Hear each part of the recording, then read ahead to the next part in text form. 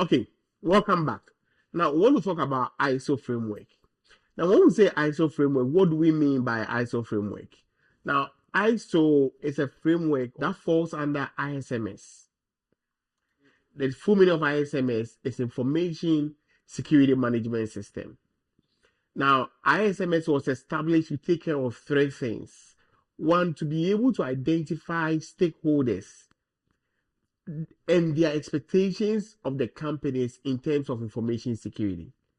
Two, to be able to identify which risks exist for the information.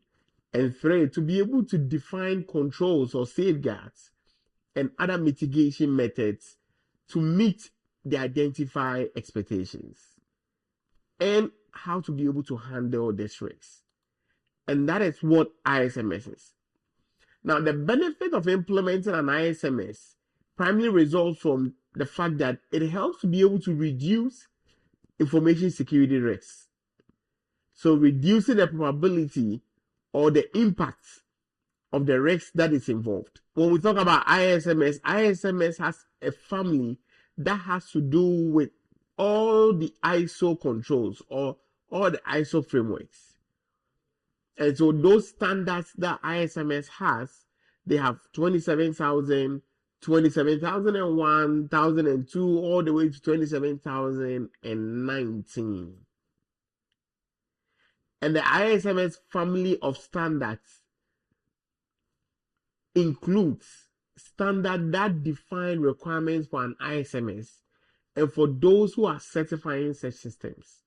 And so it doesn't apply to just the organization, but it also applies to the auditors that are going to audit the organization. So one of those standards is able to do that.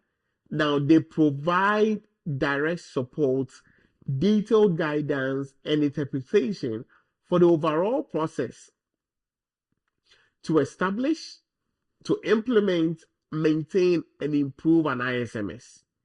So what it's saying over here is that there is a standard, and the job of that standard or the purpose of that standard is to make sure that there is guiding any organization that wants to establish, that wants to implement, that wants to maintain and improve their ISMS program.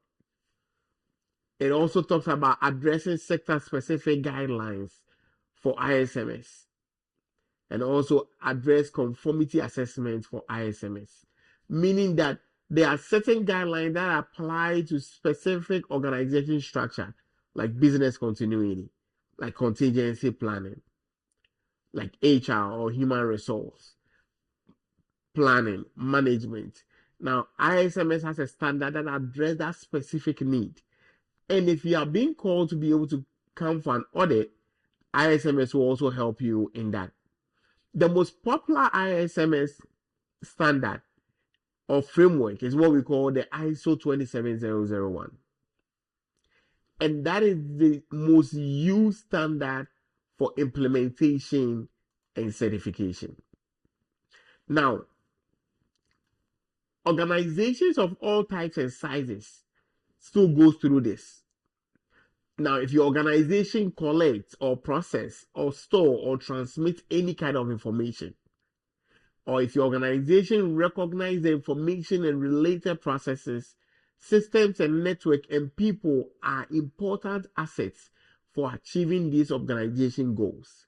If your organization faces a range of risks that can affect the functioning of your assets that you have, or if your organization addresses their perceived risk exposure by implementing information security controls, then you fall under this ISO 27001. Now, as we go ahead, ISO 27001 boils down or is being supported by the CIA triad: confidentiality, integrity, and availability. And I'm sure you are familiar with this, so I'm not going to go into it any longer. But there are other ones that also counts about. First, we have authenticity or authentication. And I talked about authentication in my previous video.